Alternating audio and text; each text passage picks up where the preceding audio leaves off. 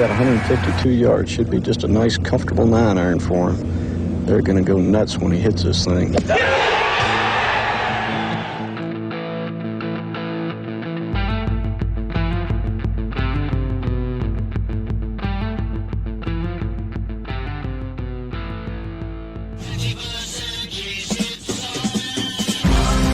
That's dirt.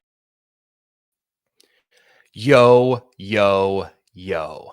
Welcome, friends, to the absolute best week on the entire schedule. It's Masters Week. We are here to give you the ultimate Masters betting guide over the next hour, a one-stop shop for everything you need to know before placing your bets at the 2025 Masters this week. I'm your gracious host, Joe Idoni. At Tour Picks is the place you can find me on X. And today, like I mentioned, we're going to deep dive Augusta National course data. We'll touch on some historical trends, correlated stat profiles, what we expect from course conditions, weather, favorites, sleepers, picks to win, and it's all brought to you, as always, by the fine folks over at Rotoballer PGA.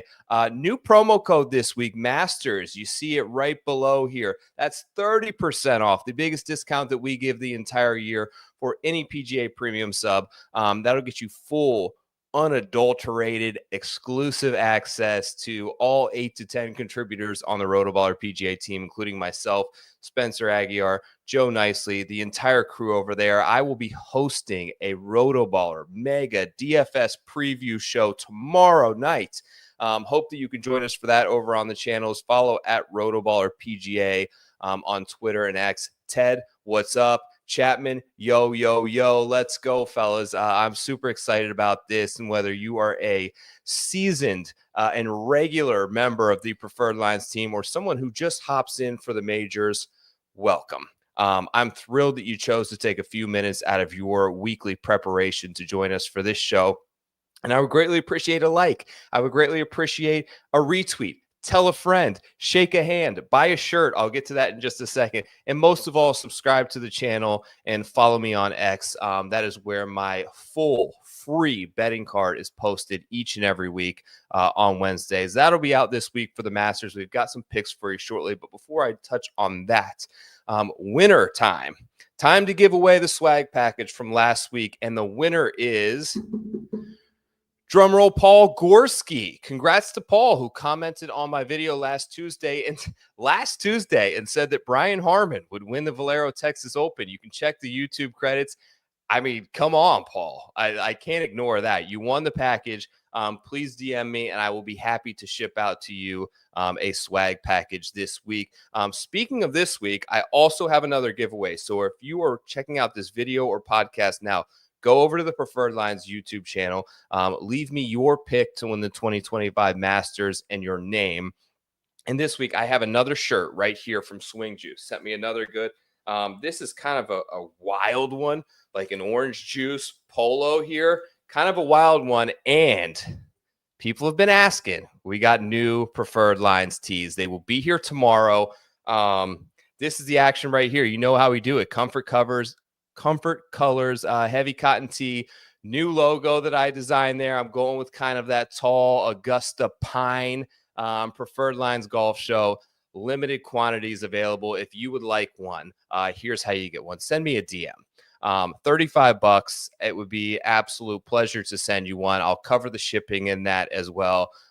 Really high quality t-shirts. I'm sure that hopefully you will appreciate the quality. And I don't ask for much. Like I mentioned, the betting card is out for free. My top 10 article is out for free. Everything I do, someone told me I was crazy for still doing this, but I put it all out there in the world in hopes that it all comes back to me. And I just ask that you guys support the show and buy a t-shirt a couple of times a year. It'll look great, whether you wear it to the gym, whether you wear it out. Really sort of subtle design. I hope that you guys enjoy that. There's Paul. Hell yeah, Paul. I'm going to send it to you this week. Paul, send me a DM. What an incredible pick on Harman, by the way. Can't believe you landed there. But congrats to you. New PLTs out now. Go get one by sending me a DM. We'll get it all figured out. Now, without further ado, let's get into the 2025 Masters. I can't wait to bring the guest on and just dive right into the field this week. Helping me walk you through this ultimate betting guide, a close friend, and obviously I think I believe he's one of the sharpest minds in all of golf content. Welcoming back to the program, PGA betting and DFS contributor over at the lines, Mr. PGA tout himself, John Haslbauer. Welcome back to Preferred Lines. It's an honor that you would join me on such a big week. Thrilled to have you. It's an honor to be here. The best week of the year, to be chosen to be along your side, your co-pilot here, the color commentator to your, I don't know, I guess that makes me your Iron Eagle, and I'm shouting onions all night, Bill Raftery. So let's go. Yeah, anyone who's here, shout out to you guys for taking a moment out of the national championship. Bad timing for me, but we got to do what we got to do. I'm thrilled to talk about the Masters. John, you have probably the best preview piece in the industry each and every week, for free, by the way. Go check that out if you aren't following John at PGA Tout. Everything you need to know about the Masters this week. John, tell me what I need to know from Augusta National, because I'm familiar intimately with the course year in and year out, but are we going to experience any sort of changes that I need to know about this year? Yardages, greens, anything different, or are we talking the same old beautiful Augusta? Yeah, I feel like it's kind of like whatever the saying is, like take an inch, give a mile of like they cut one tree down in Augusta. Now everybody has to talk about that one tree that got cut down because everything else is exactly the same year over year. So there have been some like material differences to these holes over the last couple of years. 2022, there were big changes. Last year, it was like one tee box pushed back by 10 yards, and we were all talking about it, but it didn't really affect anything. I think over time, so this is something Patrick Cantlay talked about last year, the year before. The more that they lengthen the course, the less of an art there is to kind of shape your ball around Augusta. I've seen marginally. It's still very important, but the more they push it back, the more it's like, oh, okay, I don't actually have to hit a cut around this tree because I just have to get it out there. So maybe like over time, maybe that's helped like Bryson, who's never had success here until the last year or two, figure it out because it's just becoming advantageous to be someone with more distance. But I think that's very, very minor. Overall, it's still distance is to your favor. The course history guys are repeatable. The artists around the greens separate. And because of that, I think it's that nuance to the greens, the firm and fast bent grass greens, the undulations, the tight lies. So much of conquering Augusta is that, which is why you can kind of discount recent form and ball striking if you're Cam Smith, Jordan Spieth, Patrick Reed, all these guys who just always have that great short game. It translates here. Like they can always rely on that to scramble here. And if you can make par consistently at Augusta, you're in the mix. So again, it's kind of like cliche to talk about distance, short game, course history, par 5 scoring, long par 4 scoring. Like we know all of that's important.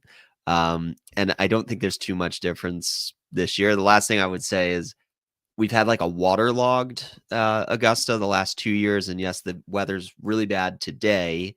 But it won't be like that the rest of the week. So I actually do expect it to be a pretty like a firmer Augusta than we've seen in years past, especially with the sub air that they've got going on there, which I love to see. I think we've kind of been robbed of that with a wet Augusta. I love seeing a fiery, firm, and fast Augusta. So hopefully that is what we get this week.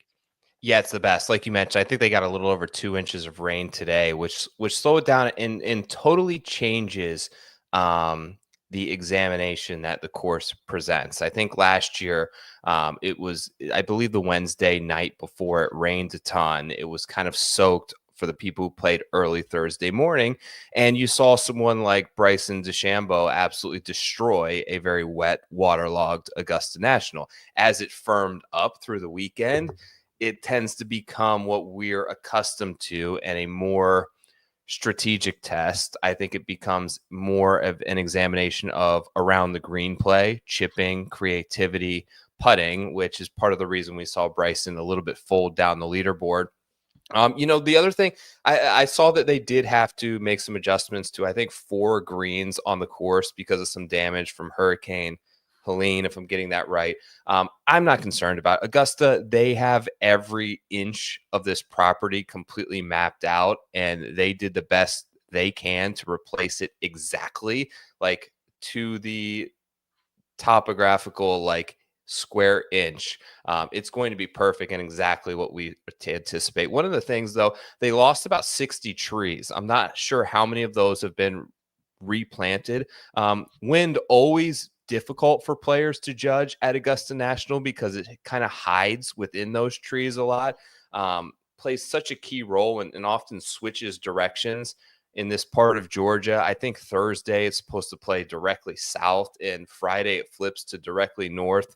For instance, 10 to 15 miles an hour in either direction can really change how we see a lot of these holes. Have you seen anything from a wind perspective that could present an advantage for a particular wave or make the course play a certain way so far? Yeah, definitely something I'm looking out for. You either have wind affected courses or you don't. The Texas swing, very wind affected, and Augusta here, although not coastal, would fall in that category of very wind affected. Like you said, when you don't have the dense tree coverage, you open yourself up to more influence from the wind. So that's one thing where, like, I haven't filled out a first round leader card yet because I think you can at least feel good before Thursday about how wind is going to affect it. After that, it's like, I don't know. Over the weekend, how are guys going to get paired? We've been wrong about wave advantages in the industry this year. Almost when we think there's a wave advantage, we're almost always wrong about it. Yeah, I fortunately caught the good side of fading the wave advantages with Hovland at Valspar and saw his number add 30 points from a wave advantage. So sometimes it tips the scales, but we should be paying attention to it. It's kind of baked into your course history. You know, guys who've played well here have navigated that wind before. And to your point of not being able to really master Augusta and the unpredictable winds and it affecting you differently, that is a reason why some guys just can't really crack this code. And there are plenty of those players who've had 5 or 6 cracks at this and never really found themselves in contention. Yeah, good point. I didn't even really mention it off the top of the show. So obviously Brian Harmon won the Valero. Mark Leishman won Live Miami. I got to check out a good bit of Live this week. I did not go this year, but watched a decent amount of both tournaments. That's pretty much all the oxygen that I want to spend on either one of them. I want to get right into Augusta. And you mentioned like the nature of the predictive course history around Augusta National. You've been hot, like with your betting. Now data is dense here and often highly correlated year over year in terms of stat profiles and players that fit. For me personally, I'm looking at a lot of those trends and a lot of the data, and there is a ton of them. But I think, I know this course so intimately over the years. And historically, I think at this event in particular, in comparison to the other majors that have a rotating set of golf courses, I think I lean a little bit less on raw numbers and data here. And I tend to go with a more gut feel approach when betting the Masters on who do I see potentially winning a green jacket. Is that how you kind of attack this week, or is it more data driven typically? Yeah, pretty much exactly the same. And I think it's first major of the year and the live effect of if you're just going to rely on recent form in a model, it's not going to be apples to apples with the live guys versus the PGA Tour guys. So like what I've been doing from a model perspective is putting the weight on strokes gained total in majors over the last 5 years much heavier in my model because that's a consistent baseline that we can compare PGA and live guys to, in addition to the Augusta course history. So weighting that a bit higher up, because if I don't do that, then I'm just looking at a PGA Tour model and guessing with the live guys. So that's kind of helped balance it a little bit. Yeah. But you're totally right. It's like, could I picture this guy winning the Masters? Yes or no? It's an event that you just cross names off lists. You figure out a reason why it is for them. It's not for them. I usually will look back at the leaderboard the last 1 or 2 years and like gut check myself on that. Like, who finished top 3 last year? Were any of those guys, violating that gut check? And mostly it's no real surprises. The winners have not been surprising, but even the contenders over the last couple of years have been the guys you would expect. I'm smiling because you have no idea how good of a co-host you are with that lead in right there. I didn't even tell you this was coming, but I put together a little graphic, John, because this is one of the things that I like to start my week with for the Masters. And I thought that I would just kind of showcase it for those of us here on YouTube. So I narrowed down a list of like 30 guys that I think can win the Masters. Now, bear with me through some slides here, folks. Obviously, you have the majority of the big names and probably the top, say, 24 on your odds board. Those bottom 6 guys that you see there, when you see Batia, Garcia, Day, Reed, Johnson, Clark, those were more or less odds correlated and guys that I could see if they had the perfect scenario could ultimately, I think, have a small percentage chance of win equity in the 2025 Masters. And then I start crossing them off, just like you mentioned. So I go through individual stat categories. I'm going to kind of go one by one. And what I do is utilize like a 3-strike method. So 3 strikes and you're out. Okay. Here's elimination factor number 1. A previous Masters winner or a top 5 at Augusta National the last 5 years. Who does that take off my list with strike number 1? DeChambeau, Neiman, Cantlay, Hovland, Minwoo, McIntyre, Connors, Clark, Day, Batia, Straka, Hatton. So those guys have X number 1. Now, elimination number 2. You got to be a good iron player here. You got to strike it on approach. I think approach and around the green game are the 2 stats that I lean most heavily on this week from a strokes gain perspective. These are the players that I X'd out the guys who are not gaining at least a half stroke per round over the last 24 rounds. So that actually gives an X to someone like John Rahm. It gives a second X to someone like Joaquin Neiman, a second X to someone like Bryson DeChambeau. It throws Jordan Spieth in there, Victor Hovland, guys with showing inconsistencies within their iron play are getting a second X. Now, eliminator number 3, can you chip? The Augusta National All Hands team. I released that model over on BetSperts. I just basically took all the short game stuff that I could possibly lean on because you look at the last 5 winners in Rahm, Scheffler, Matsuyama. They all had incredible around the green weeks. Even when you go back to someone like Spieth or Patrick Reed or Danny Willett, they are all excellent, savvy, creative chippers of the golf ball. And it's something that is a prerequisite at this tournament more than any other place in terms of correlated stuff that I see in terms of PGA Tour stuff. Those are my first 3 eliminators. Now, guys that I crossed off, Bryson DeChambeau, number 5 on the odds board, Akshay Bhatia, Wyndham Clark, Corey Connors. Are you hanging with me here, John? Am I losing you? Have you seen anything wrong or that you would add to what I've said so far? No, I'm with you on the so far with these 3 eliminators. I would do it exactly the same way that you have. Like, can you chip is massive here, and Hovland like kind of surprised us a little bit one year. He was in the mix, but he didn't win. So I agree with what we've got here so far. I'm not shocked to see these names off the list. Yep, Aber gets X number 2 as well. That may be a little bit surprising because he hasn't been good on his approach play. Historically, not very good around the greens either. We're going to move to eliminator number 4, and here we start to cross some more names off the list. Don't think you have to do it, but I think carry distance is very important at Augusta National. I still think, John, that distance matters here, especially when you fact in the total yardage, the length of some of the par 4s, the ability to score on the par 5s and go for them in 2 is so important here. When I posted something earlier this week about the numbers, I think Scottie Scheffler is 44 under par in his career on the par 5s at Augusta and basically plays the rest of the course level par. Listen, if you can birdie 3 out of the 4 of them and just make pars, you probably are going to win the Masters. It is important. Distance matters, and you don't have to be. None of these are the end all be all, which is why I give guys 3 strikes. But this eliminated some additional guys. It eliminated Akshay Bhatia, Sepp Straka, Tyrrell Hatton. Added some more. They mow the fairways against you. I just think that being able to hit a high ball off the tee and being able to pound it, being in the top 20 in strokes gain in terms of carry distance and off the tee does still play a factor at Augusta National, even though that theory may be somewhat minimalized in recent years. How do you feel?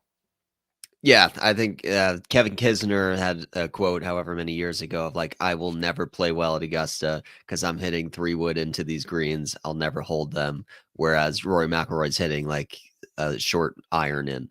So Yep. it's a distinct advantage. And it's not even really a trade-off of accuracy because, yes, it's important to position yourself, but it's not detrimental to spray it a little bit here.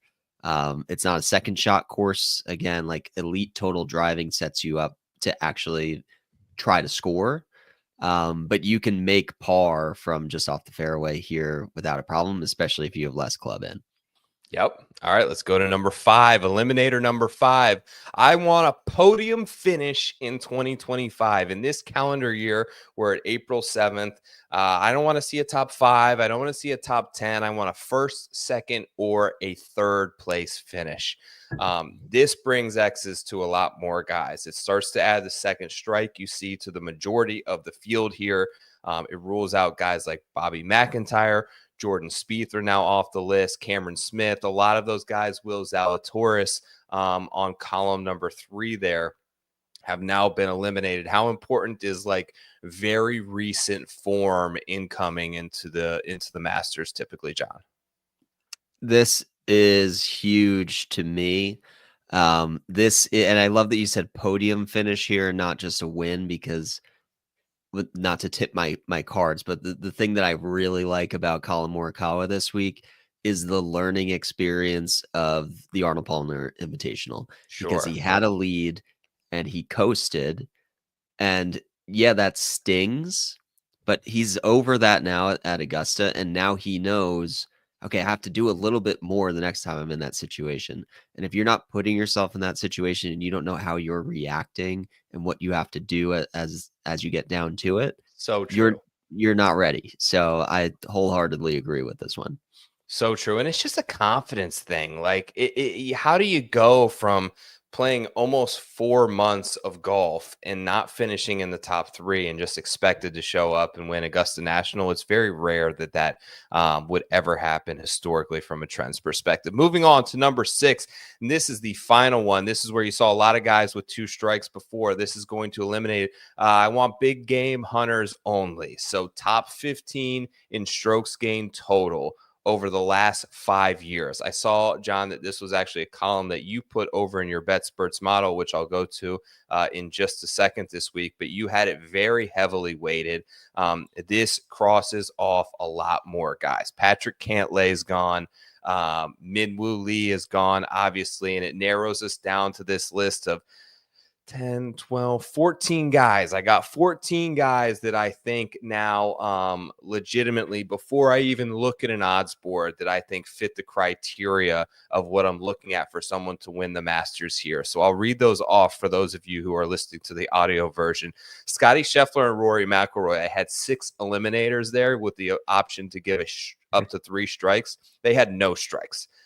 They're batting 1,000 right now. Ram Morikawa, 2 X's, but they are alive. Shoffley, Thomas, Matsuyama, 2 X's, they are alive. Koepka's there with 1 X. Now, some of that stuff I will caveat in terms of like gaining a half stroke on approach or something like that is a little bit different in the fields at Live because they're not necessarily weighted to field strength. So some of that stuff may be a little bit easier for someone like Koepka than some of the PGA Tour guys to gain a half stroke per round over the last 24. I did pull in all the Live data from Rick Gaiman's site, so I did look at all that strokes gained stuff from the Live Tour. But you see some of the guys, Koepka there, Reed, Garcia, that data is a little more murky than some of the PGA Tour stuff, I'll caveat. Shane Lowry with only 1 X as well. Tommy Fleetwood 2, Henley, Hovland. This was my final sort of list of 14 here, John. Any name on here that surprises you that they were able to fit within the 6 areas of criteria? Yeah, I think Sergio is the one that sticks out to me, and Yeah. it makes sense. You know, he's got that.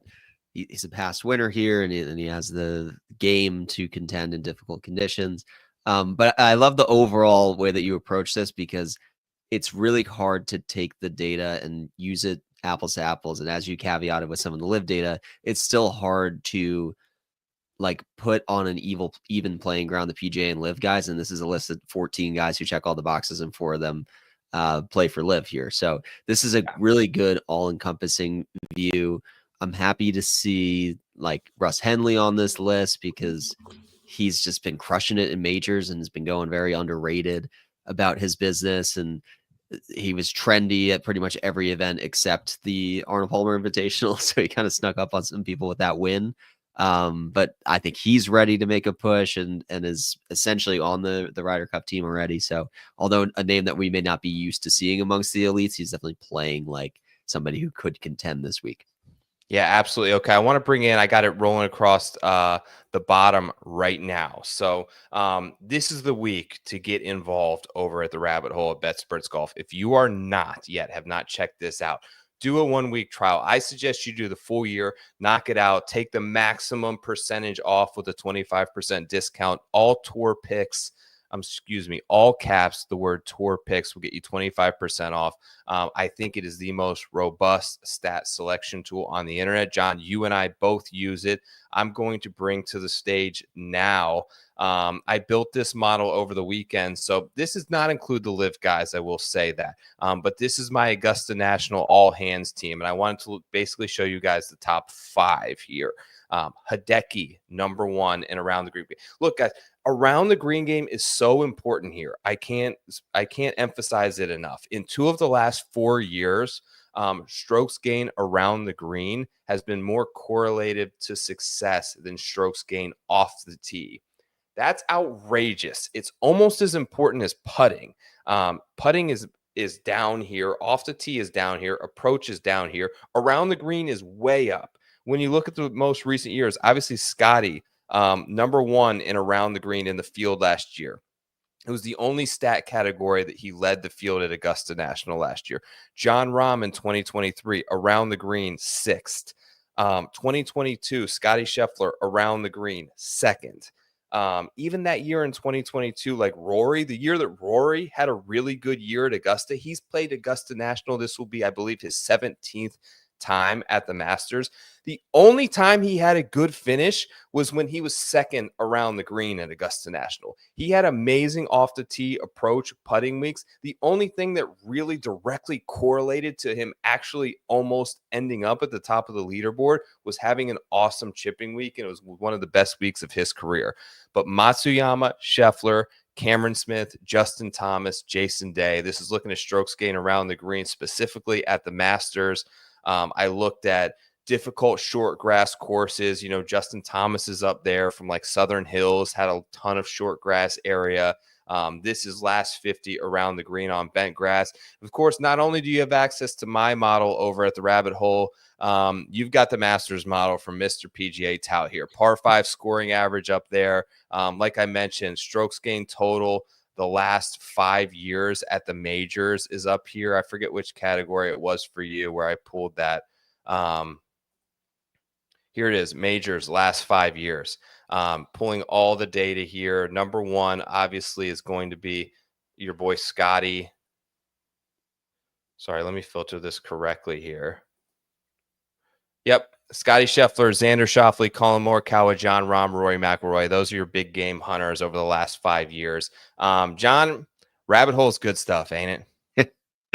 Yes, and we just both kind of do this every week and watch golf every week and put out content and care the most about this. We're in like the 0.01 percenters, right? So we are drawn to wherever the best data is, and we didn't talk about it. What model are we going to use this year? We both just naturally realize that this is kind of the best data set that's available to us. So couldn't agree more with everything you said. Use your promo code. I won't even mention mine because I'm on your show.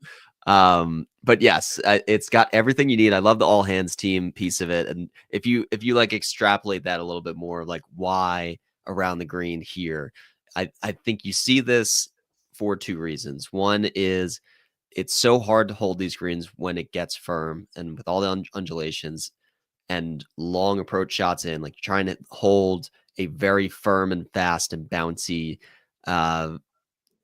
green that's table topped, and you're trying to hold it with like a 4-iron on half these par fours. So it's just going to run off. That's one. And then two, it's running off into tight lies. So it allows the guys who are confident and just good chippers to hit their shot. Sometimes you get a dodgy lie or you get unlucky rolling into like the first cut of rough or whatever, and it sits down versus sitting up in the rough, and it's unpredictable and it adds variance.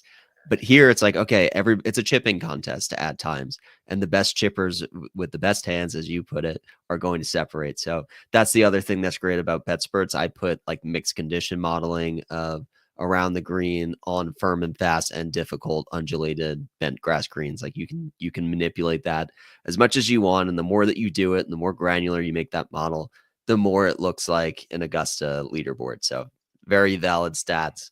And I love that you did your own around the green model because it's so just necessary. around the green. Look, there are a lot of people in there, yourself, Andy Lack, Steve Shermer, Ryan Noonan, Matt Vincenzi. You guys can pull all of those models, and I love doing that. It's one of the reasons I love it as well, because I can take categories that you guys are maybe seeing and incorporating it in my model. I just wanted to look strictly at around the green. Look, like you mentioned, there's so many runoffs, and the thing is you're pitching and chipping to an elevated green. And what that does from like a very layman's term, like if I'm chipping downhill just on a golf course, just me, right? I'm chipping downhill or an even lie to a green. It's so much easier to judge the spin and have a wider area which you can land it and stop the ball.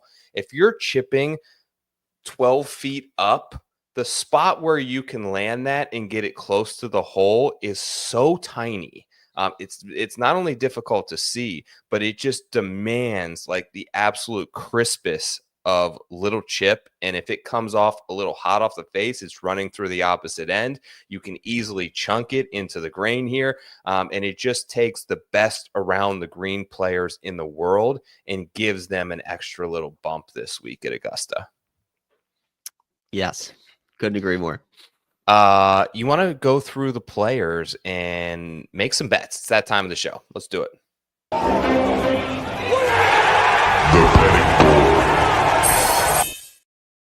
All right, John, I told you no shortage on graphics this week. How about this for the betting board? No more odds checker board. I put this together myself. Here are your favorites to win the 2025 Masters and slip on the green jacket this week. Plus 450. The favorite to win is Scotty Scheffler. Rory McIlroy, I think, is down to like plus 650 or 6-1. Was plus 700 this morning. Rory right behind him. Rahm at 1,600, Morikawa at 18-1, DeChambeau at 20-1, Ludwig Oberg at 20-1 as well, John. It feels reminiscent of kind of some of those years that, you know, there's all this hype at the Kentucky Derby when you have these two thoroughbreds that outclass the rest of the 20 horses in the field. But time and greed does weird things to the mind. The more that you study it, the more that you start to curate these narratives in your head that anyone can really win. Odds makers are essentially telling us, Mr. PGA tout, that 40% of the win equity is in Rory McIlroy and Scotty Scheffler this week. What are your thoughts on the narrative that's blooming that this is essentially a two-horse race? Yeah, I do agree with it. And it was interesting looking back on the trends over the last, like, let's say 3 or 4 years. I think it's always been a 3-man race with Rahm included in there too. Mm-hmm. And Rahm kind of famously said, I forget if it was before the event or after he won 2 years ago, of like, yeah, I wasn't even the favorite this week. I wasn't even in the top 2. So he was like paying attention to the fact that he was sort of the forgotten man. And I put actually right after Rory won the Players, a poll out who should be the favorite at the Masters, 3 weeks ago. Yeah. And it was kind of like 60-40 Rory should be the favorite at this point at the Masters. And you can get him at almost double the price of Scotty. So naturally, I think Rory's getting a lot of attention here. He's won 2 signature events this year. He hasn't looked bad in a single start in 2025. Scotty Scheffler also has not looked bad in a single start this year, but he hasn't won. So he's looked human for the first time in a while, which makes us think he's probably in worse form than he actually is. Hasn't won since the Hero World Challenge, which really wasn't that long ago. But we haven't seen him look like his world-beating self, and he's quote-unquote recovering from hand injury, whatever that means, because he doesn't seem to be hampered by it by any means, but he hasn't gotten over the hump. So two prohibitive favorites that I think have an easier time talking yourself off of, to be like, I'm not going to bet the without Scotty or Rory market this week, is kind of how I feel right now. It's hard. We were talking before the show, and like us with what we do, we get this influx of texts from friends, right? The week of, like, who's going to win the Masters? I got 7 of them this morning when I woke up, and it's like, the answer to the question is Scotty or Rory, but like, I'm not going to bet either one of them. It's not how I bet. I can't. Did you bet either one of them? No. Okay. And look, they hold so much win equity to say that to try and formulate a narrative that they're not going to win is silly. But here's why I'll tell you that I don't think either of them are a valuable wager this week. There's, of course, the trend of no repeat winner. Look, anyone winning 3 in the last 4 years, which is what Scotty Scheffler's attempting to do this year, hasn't been done in 60 years. His lead-in this year is vastly different than his lead-in last year. 2025 lead into the Masters, he has no wins. He has 2 top 5s, and he's excellent. He's plus 47 strokes gained total in 2025. That's tremendous. However, when you look at 2024, he had 2 wins. He had 5 top 5s, and he was plus 75 strokes gained total. And get this, John, last year he was 5-1 to win the Masters. So not only did I think he was twice as good in terms of form leading in, you're now getting a lesser betting price in 2024 than you could have got in 2025. He almost won 3 in a row heading into this Masters last year, and he was 5-1. He had won the Players, he had won the Arnold Palmer, and he was a 6-footer in Houston from winning 3 in a row heading into it. I can't imagine a scenario where you come in better form. So for me to sit here and back him at a shorter price this year when the form isn't nearly the same doesn't make any mathematical sense to me. Rory, here's the thing. I think he's kind of played with, like, in some areas, his B+ game and has 2 signature wins. Things have just worked out great for him. He didn't look good in Houston to start that tournament, ended up finishing 5th. It's the way that he's currently getting it done. Less off the tee, more on approach, but he's gained 15 strokes putting in his last 6 starts. Going back to 2015 and looking at data from Rory McIlroy, he's only ever done that one other time in a 6-stroke span, in a 6-tournament span in his entire career, gained 15 strokes putting. He's got a red hot putter right now.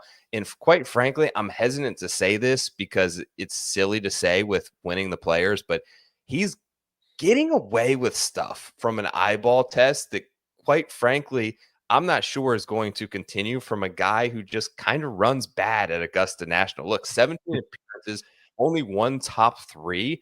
The second in 2022, like I mentioned earlier in the show, was on the backs of gaining 7.8 strokes around the green, which on the Rory McIlroy spider chart of like what he's good at, around the green is like the worst thing that he is in terms of like where he ranks against the field. So asking that part of his game to flourish again is a lot. Best performance chipping of his career around the green by nearly 2 strokes. That's what happens when you hole out bunker shots. And that second place, the further we get away from it, the better it's going to feel. But I remember it fondly, and he wasn't that close. He was like 5 back at the time he finished that round. Scotty like bogey and doubled heading in and still won the tournament by 4 or something like that. He was never really a threat to win that Masters, even though he finished second. I think if I had to pick one of the two, it would be Rory McIlroy. It still feels like, if not now, when? But there's just something about this place and these circumstances that have been difficult for him to conquer, and asking him to do it at such a short number, I think he would have to be the only guy on my card, and that's not how I'm going to bet this week. Yeah. Yeah. And, you know, again, like the friends who text us, they're not going to build an entire structured card. So I'd say, you know, by all means, roll with Rory because, Yep. you know, I could send you some top 20 bets I like at plus 450, you know, and you can do both and you can hit a top 20 and sweat Rory. So that's probably what I'm telling my friends to do. I was on Rory in 2022. He was at a very bettable number. I think he was like 16 to 1 that year. Yep. And you're right. He holed out from the bunker for birdie. And Scotty like 5-putted the last hole, just hacked it around the hole. And so Scotty like, was on like 12 when Rory did that too. Like yeah, it wasn't like, I don't know. It was different. he was What about cruising. John Rahm? I just don't think John Rahm's winning. When you look at 2023, and I was on him that year, he had won 5 of his previous 12 events coming into that 2023 when the off the tee and approach numbers at that time were astronomical.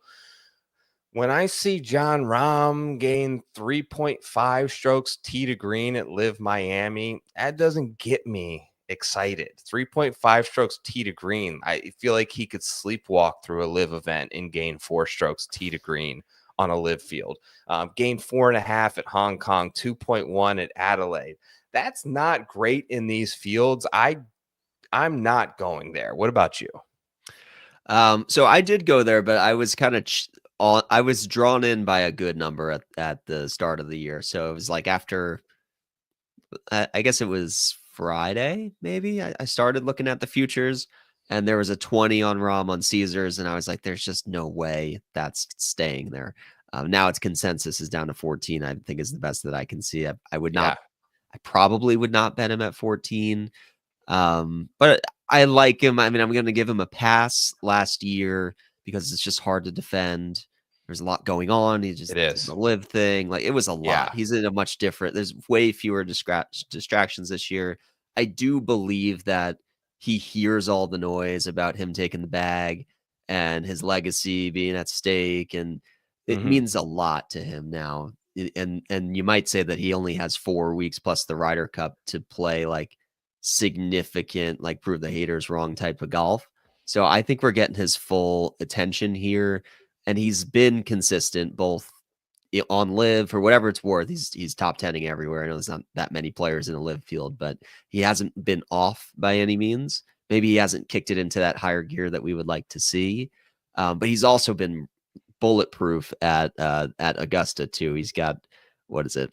5 over the last 7 years. He's finished top 10. So that's what's really drawn me in with Rahm. 18 to 1 on Colin Morikawa. The ball strike numbers have been astronomical.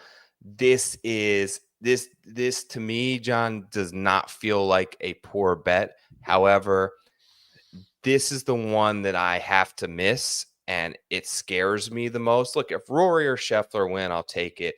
If Morikawa somehow pulls this off, I'm just going to have to miss it. And it's probably the one that I'm most concerned about to a degree because he checks off a ton of boxes. I just frankly question the dog. And right or wrong, that's why I'm off at 18 to 1. What about you? I think you got him right. Yeah, I got him at this number. So the way I built my card was really, if I'm not going to get the first 2, I'll get the next 2. And it's really these 2 guys and a bunch of long shots. But, you know, that's where the win equity is here. There's not a ton of surprises, and I believe in loading up on a couple top guys over the mid-range, which is a little bit more of a crapshoot. And I haven't seen a ton of winners in that like 30 to 50 to 1 range at the Masters recently. So I wanted exposure to multiple guys. Was the last one, right? Right. There you go. And he made sense for what it was, but he had no discernible course history coming into that. So that's course history is kind of what drove that. With Colin, it's like he shouldn't play as well as he does at Augusta because it accentuates all the things he doesn't do. It's the creativity, it's the short game, and it's the distance, right? He doesn't do any of those things well, but he's such a good long iron player that he makes up for it anyway, and he's not disadvantaged with these 200-yard, approach shots in. And I'm really encouraged by the approach, the around the green game this year. He's really turned that around. And that's what's led to so much consistency. He's the top tee to green guy on the PGA Tour this year. So despite this not being a fit for him, I never really saw myself betting Colin at Augusta because it doesn't fit that profile. But I think he's been a victim of bad luck. The Henley chip in is bad luck. Like he would have won that if not for a chip in that was running off the green. Granted, he could have done a lot more to seal that thing. He didn't make birdie on the par 5 coming in. He could have iced it and he didn't. And then Century, he should have won Century, but Hideki Matsuyama broke the scoring record of the lowest round of PGA Tour history, and Colin cleared the rest of the field by like 5 strokes that week. So, you can't play defense on the PGA Tour. You can't stop Hideki from scoring. I give him like 2 half wins this year because he played well enough. And I don't see him as like gagging that away. But you're right to say that he doesn't really like close, which could be a concern. Okay, so you have Rom Morikawa. I've got nobody yet, which leads me to the 20-1 range in DeChambeau and Oberg. Here are my sort of brief takes on both of them. Start with Bryson. This is like iteration 4 of Bryson at Augusta. It started with the amateur Payne Stewart hat. Bulked up Bryson, last year's Bryson. Listen, a firm, fast Augusta National, which I think we get this week, is just not a good course fit for Bryson DeChambeau. I think he's one of the 5 most talented players walking the planet Earth, but he's not putting it well. He's currently not hitting his irons well. He's tinkering with setups and lead tape and instruments. And the bottom line is the guy simply can't chip here, and every previous winner pretty much can.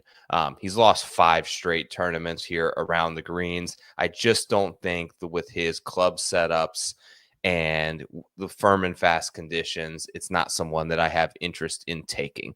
Now, this is all not to say that Bryson can't win, that Morikawa can't win. I see other sight lines here. Now, when I look at Oberg, epic week last year, had him last year.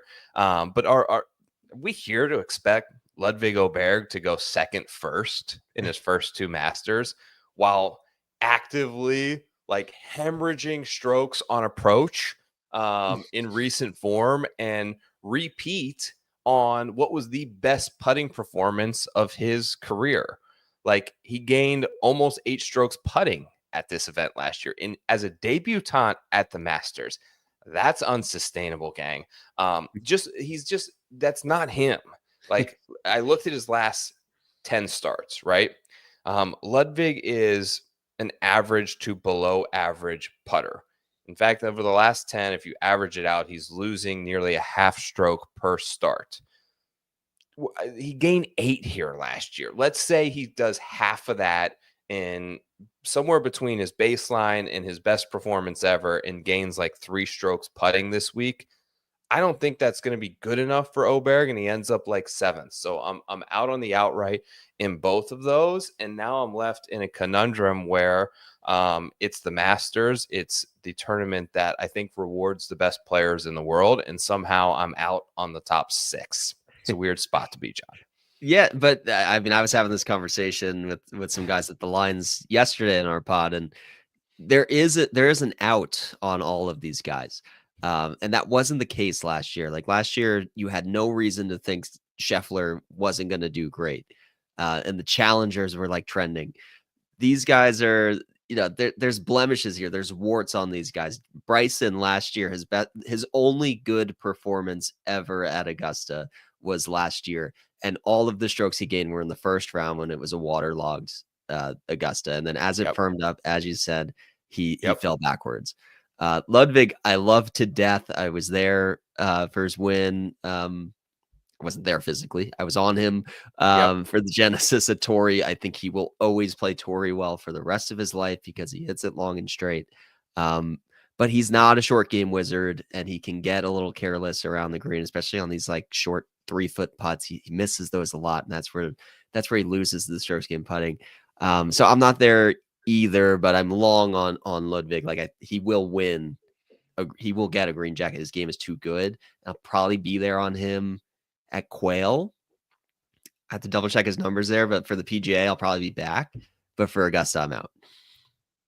All right, mid-range, baby. Here's where I'm going to fire some bets, gang. Here's who we got. Xander Schauffele, 22-1. Justin Thomas, 25. Matsuyama, 33. 35s on Joaquin Niemann and Brooks Koepka. 40 on Spieth, 40 on Cantlay, 40 on Tommy Fleetwood, and a 40-1 on Shane Lowry. Okay, I'm going to start here. Justin Thomas, 25-1. I'm a sucker for it. Has it been almost 3 years since he's won? Yes. Has he missed 2 straight cuts at Augusta National? Yes. But for me, he's got he holds all the prerequisite skill sets that I'm looking for. Elite iron play. Elite iron play. 14 consecutive PGA Tour tournaments, gaining strokes on approach, dating back to July of 2024. The iron game and the approach numbers are simply back, and they are world-class for Justin Thomas. Does he have exceptional short game? Yes. Third in the field in strokes gained at Augusta National around the greens over the last 30 rounds. Chipping off short grass is Justin Thomas's specialty. Chipping into bent grass greens is Justin Thomas' specialty. You look at comps, he's tremendous. He's top 5 in everything you probably look at around the green, including Southern Hills, which I think is a sneaky decent one this week, which was his last win almost 3 years ago this May. Shot making ability. Augusta National always rewards shot makers. Going back like Reed, Bubba, Phil, Justin Thomas has it. Guts, self-belief, all that matters in shot making. And give me that. Spieth, Tiger, all those guys. Give me that with JT. Experience. This is his 9th Masters. 5 top 20s, 4th in 2022, 4th in 2020, 8th in 2022. His iron play was terrible the last 2 years, and he couldn't putt. He was awful, but he couldn't putt leading into that Masters. And this is why I'm optimistic, because he's on a solid run right now, dropping breadcrumbs. Plus 6.8 putting at the Valspar, 4.6 gained at the Players, 2.2 gained at Phoenix on those razor fast greens, gaining strokes putting in 5 out of 8. He has figured out a setup that works for him. This is exactly, almost to a T, if you go back through just his history date-wise, this is almost the exact formula before he won at Southern Hills, where he all of a sudden showed that he's back to his elite approach play, continued to gain strokes around the green, and all of a sudden got a hot putter right before Southern Hills. That's the situation with Justin Thomas right now. And the other one, I actually snuck a 25-1 today on a guy who I'm ready to say still is unequivocally the 3rd best player in the world in Xander Schauffele. This season has been a mess, but you're going to tell me that Scotty and Rory hold 40% of the win equity and Xander Schauffele has 4% chance to win the Masters based on a 25-1 number? I don't believe that. If he somehow wins this week, he actively holds 3 of the 4 major championships in golf. He won more majors last season than Scotty, Rory, Rahm, Morikawa, Aberg, Thomas combined. He's the modern day big game hunter. He always shows up in majors. His 11.2 on approach at the Valspar was the best performance of any golfer in any tournament on any tour in the year 2025. Unbelievable scrambler on difficult scoring conditions. Needs to drive it better. Yes. Needs to putt it better. Yes. I'm trusting the 25-1 and being a valuable number on a guy that I think is the 3rd best player in the world. And I don't think we see anything close to a 2025 in the next 3 majors this season. If he shows up with a decent one this week, I'm going to notch those 2 guys in my tag team at the top there, John. Yeah, I thought about both of these guys. I think with Xander, it's been a while since he had that down the stretch sweat, but you give him a break for winning 2 majors last year, so it's not like he doesn't know how to close the deal in pressure moments, which is a crazy thing to say about Xander Schauffele if we were to be having that conversation a year ago, but things change. JT, I love. I was really between him and Colin. I like JT for similar reasons of that learning that you get from letting your foot off the gas, the same way that that JT did at the Valspar. So although he didn't win it, he now knows, okay, I got to really keep the pedal down on the last 3 holes here, even if I have a 4-stroke lead. So I think that's valuable experience. He's added distance gains. He is a little JT erratic off the tee at times. Yeah. But he's such a wizard around the greens, and he's shown that here. So I love Justin Thomas. Definitely somebody that I'll have a lot of exposure to in DFS. I'm curious. I know this is a betting show and I'm a betting person, not really a DFS person, but I am curious what his ownership ends up being, because he's burned people here a lot at Augusta, but he's priced down enough that I think he makes sense. Where are you at on Hideki? Because I think he's very live. Number one in my hands team model, of course. He's awesome at the Masters. He checks the box for a win earlier this year. But just hard for me to back a guy who's seemingly headed in the wrong direction, kind of on the sliding scale. Back-to-back mixed cuts, lost on approach in 5 of his last 6. The putter has gone stone cold. He just lost 3.4 putting in a missed cut at the Valero. I think the price makes sense if you can get around all those other factors in there, but I can't do it. Yeah, I'm not there either. I'm happy for him that he's healthy, and you haven't really heard much about like the withdrawal risk with Hideki, but he seems to be one of the only guys in this range who's drifting in the wrong direction. Maybe you could say Xander, but he gets passed because he's improving in health, getting back from that rib injury, so you feel better about it. With Hideki, it's kind of like, okay, we're losing form week over week here, so I'm a bit out there, but I love Hideki. I would love to see him win twice. I don't know if he's going to win two Masters though. Did you pass on this whole range of the board then with Rahm and Morikawa? I did. Okay. I was thinking Cantlay and Fleetwood were actually like my first impression, and then as I dug into it more, I said, let's do a shorter card. All right, I've got one more. You know who it is. It's Brooks Koepka, 35-1. He's built up this foundation, John, of trust with me that's unbreakable. And if you look, and I looked deeply into a lot of the live strokes gain data and what's he doing well again? He's gaining strokes on approach. His hands around the green on difficult courses are excellent and extremely underrated. And the fact of the matter is his performance level, scrambling and chipping, drops significantly when he's not into it, right? When he's mentally checked out. His performance level, chipping and scrambling, goes up exponentially the more intense the situation, the higher the stakes, the bigger the circumstance, the more that I trust him. He was terrible last year at the Masters in a T45. But I wanted to look at what was his form like heading into the Masters last year. Well, he had no top 10s in his 4 live starts. He was actively losing strokes on approach in almost every one. He was getting crushed so terribly with his putter that he switched from the putter that he won 5 majors with, to a mallet before last year's Masters. Made absolutely no sense. I believe truly that there's one more run left in the tank of Brooks Koepka, but time is ticking. And this is a Ryder Cup year and a Ryder Cup team that he desperately wants to make. He wants a green jacket more than anything, so that not only can he add it to his shelf, he can call himself maybe the greatest player in the post-Tiger generation and move past DJ and maybe even Rory if he wins this.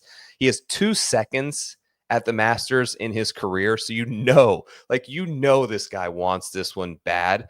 You can kind of get away with that big off the tee miss, which is plaguing him. I think that I trust his putter right now.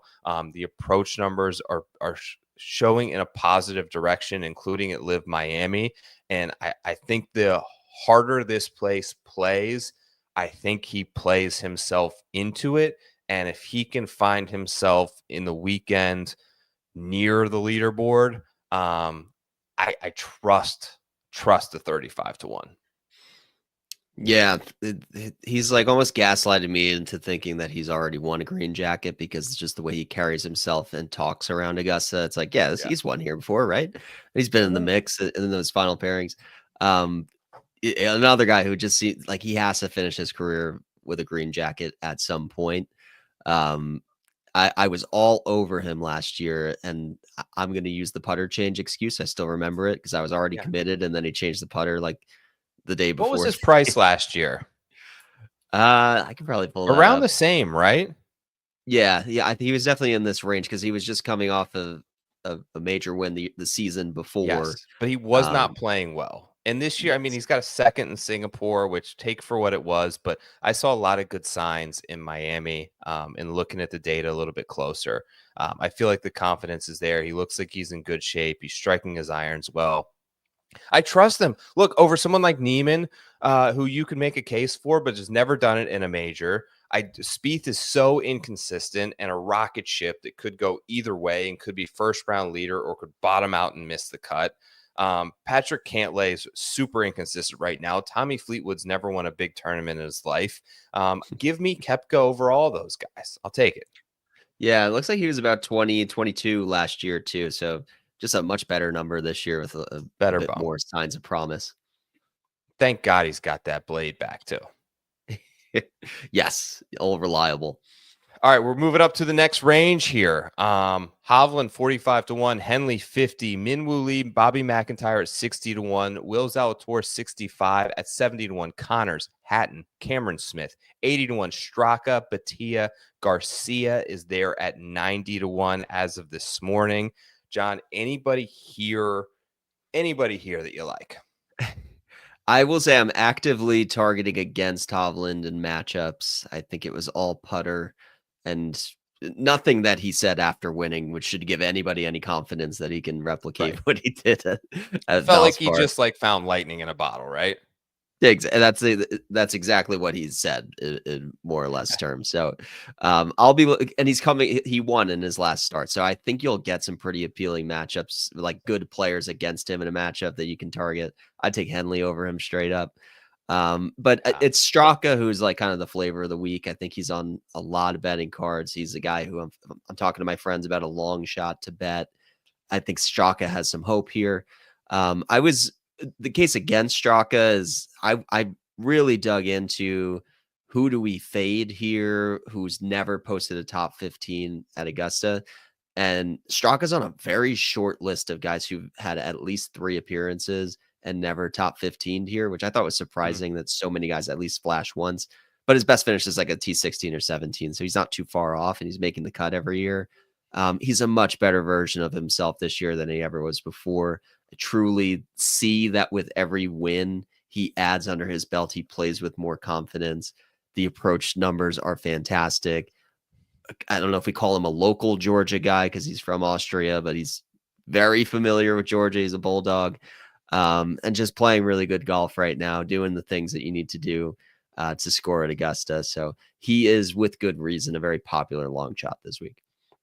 Yeah, a couple of guys. One of the bets that I have that is about a week old now is Henley at 55-1.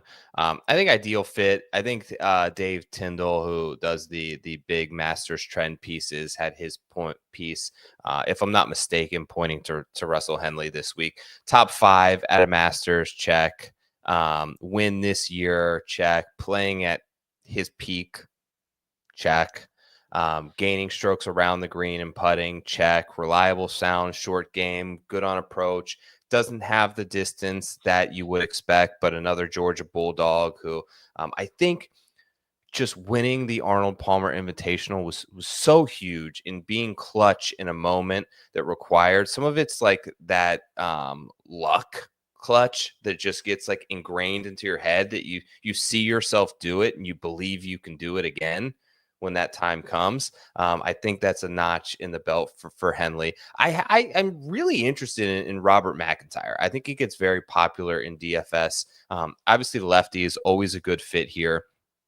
Incoming form was shaky, but then he really kind of turned it around. 11th at the API, 9th at the Players, and then he actually went to Singapore. and finished T9 on the DP World Tour in between the Players and now. I'm optimistic in his level at 8K, but a lot of that in DFS is going to be ownership dependent. And then, yeah, I bet Sergio Garcia at 90-1. Look, past champion. If you haven't been paying attention to Live or looked at the data, El Nino is back and he's rolling through the Georgia Pines this week. He is still a bomber off the tee. He hits it hard. And we know that he's a generational ball striker, one of the best we've ever seen. And he's so good off the tee. I mean, Sergio Garcia has now gained strokes off the tee in his last 15 starts with measured data going over the DP World Tour, Live, and throughout the major championships. Just missed qualifying on the Open last year, but his last major that he competed in was at Pinehurst, where he finished T12. He struggled at Augusta National since winning, but this form currently with Sergio Garcia is just tough to ignore. He gained 8.7 on approach in Live Miami last week, led the entire field, finished third in the tournament. 8.7 on approach. Like, what? So he's got a green jacket. He's an old guy narrative. 90-1. Is it a bet that I'm hoping to take home? No, but I feel like if I'm looking at long shots, I think he has a decent chance. And then there's hundreds out there on Pat Reed. It's the best short game in history at Augusta National. Obviously, we know he went to college here, is an absolute wizard. And when you look at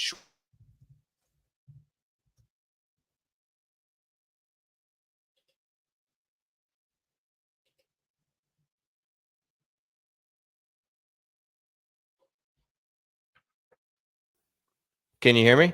Yep. Okay, cool. So since they started doing strokes gain data in 2019 at Augusta National, and P. Reed has been the best player since then, which is interesting because in 2018 he won the Masters. So if they had strokes gain data from that year, I'm sure he would have been awesome around the green and putting, and his advantage would be even further emphasized. I think he makes a good top 10, top 20 bet. Maybe you can get him like 7-1 to top 10. I don't know that I love him to win because I feel like he's at such a disadvantage off the tee, whereas someone like Garcia can still keep up on a 7,700 yard golf course. Yeah, top 20 would have cashed for him in 5 of the last 7 years. I think our guy Byron in the chat has tweeted that the most profitable prop at the Masters has been the Patrick Reed top 20. So I love him in DFS. I love him in the placement markets. I did put an outright bet on him at 100-1. Comparing him to the other options at 100-1, I think there's equity there. He got off to a hot start at Doral too, which doesn't necessarily fit his game either. Yeah. So I like Reed, and for Sergio, just to put the cap on it, like he's on my team for Bethpage for Europe. Like I think if you go into that next week, you pair him with Rahm and you bring him. But he's not a guarantee. So you want to see an emphatic performance at the Masters. If he contends, I think he's definitely in, and I think he knows that he needs to really prove his way onto that team. All right, 2 more guys I want to mention. I know we're going long and you probably got to get out of here, but long shot guys that I actually love in like a placement top 20 market. Plus 350 and a top 20 on Denny McCarthy. Listen, Denny McCarthy will not win the Masters, okay?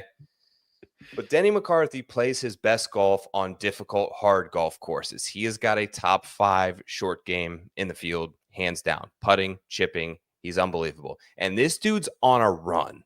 Top 20 in 5 of his last 6 starts. And here's the thing, John. He's hitting the irons. His irons right now at a rate that is the best in his entire career in all the stats that I look back, dating back to 2017 when he made his first PGA Tour start. He's gained strokes on approach in 5 over the last 6 starts, which is something he has never done in 8 years as a PGA Tour pro. He's doing that right now. He's such a reliable on short game that if his irons are playing well, he's going to set up nicely for a place like Augusta National that rewards chipping, that rewards iron play, that rewards putting, and rewards guys that just relish a difficult test. I also Really like him, by the way, in a matchup against Sam Burns that I bet -120. And the other one is Tom Hoagie. Big prices out there, but back-to-back top fives. I got him 5-1 in a top 20. Gained 12 strokes on approach in his last 2 starts. 12 strokes over 2 starts. Valero, Sawgrass, Bay Hill are courses with tough greens that are electric fast, right? The speed is tremendous there, and he's gained +2 with the putter in all 3 of those. So that's starting to trend in the right direction. We know what a good iron player he is, and I just think that he can hang around there if he can kind of lean on that iron play, which has been really solid. +500 on a top 20 in a not so deep field. Tom Hoagie's my other sleeper that I kind of like this week. Yeah, I was on him last week. That was my only semblance of a sweat, and a little frustrating looking back because tough conditions. He just needed to go 1 under to post the number he needed, and he just progressively went backwards. But he played well. It was just a tough Sunday conditions wise. The approach play looks to be back to vintage Hoagie form, so I like that bet. I bet 2 guys over 200-1 just because we passed 200-1, and I see a 1% chance. Cameron Young, why not? I mean, the guy top 5s in majors. Oh no, Top John. 5s in majors. Once we've hit 200-1, I no longer consider it an irresponsible bet. He was about that number at Southern Hills, where I bet him too. I had both him and Mito beyond 200-1 on that betting card. I think I had him 150 at St. Andrews, and he didn't he finish second or something there? He did. Yeah, that was like his best strokes gain performance ever. Was at St. Andrews. I was on him first round leader that week. So obviously we're not at peak Cam Young form right now, but he's finished top 10 in 2 of his first 2 appearances at the Masters. So all he knows is top 10s here. We know course history is repeatable.